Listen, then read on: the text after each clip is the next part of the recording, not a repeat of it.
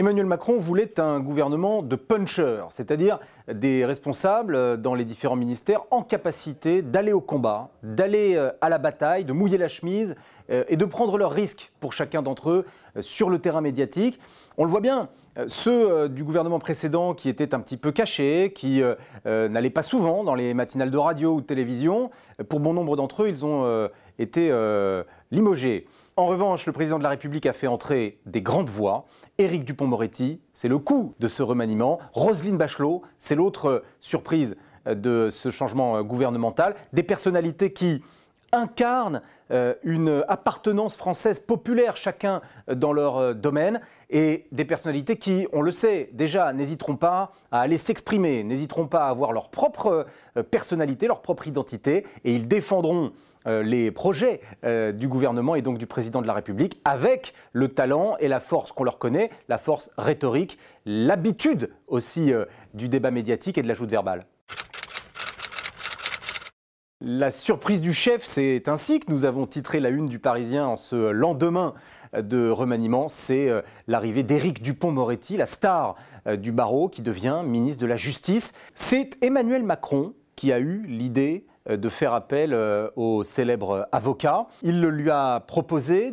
Éric Dupond-Moretti est arrivé vers le président de la République avec un dossier, avec un projet complet de réforme de la justice, très ambitieux. Et Emmanuel Macron lui a dit, écoutez, Éric, c'est très intéressant, j'adhère à ce projet de réforme, mais nous n'avons que 2 ans. Il va falloir sélectionner 2 ou 3 grands axes. Parmi ces axes, il y a donc la réforme du parquet.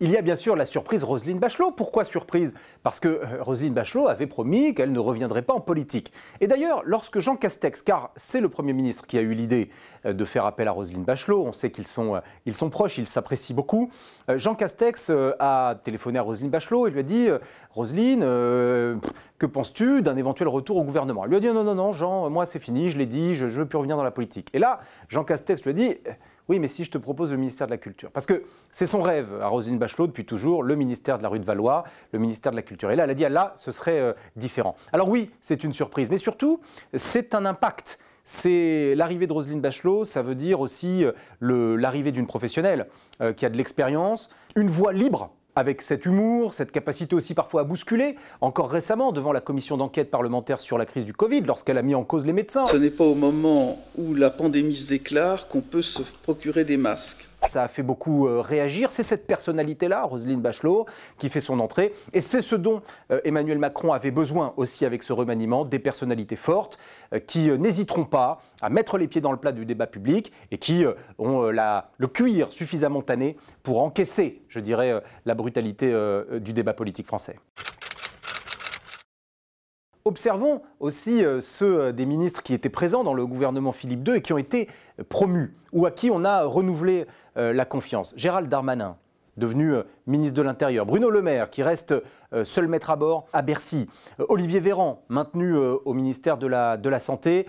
On voit bien là que le point commun de ces responsables politiques, c'est justement que ce sont des pros de la politique. Ce sont des responsables expérimentés, habitués à la dureté de la vie politique, habitués au débat et qui font partie de ceux qui sont allés défendre quotidiennement l'action gouvernementale, qui sont allés débattre aussi avec les responsables de l'opposition. Et clairement, il y a eu une prime dans ce remaniement de la part d'Emmanuel Macron à ceux qui n'ont pas hésité à mouiller la chemise, qui n'ont pas hésité à prendre des risques, à se mettre en avant. Et se mettre en avant, c'est aussi se mettre en danger. Et cela, Emmanuel Macron l'a apprécié.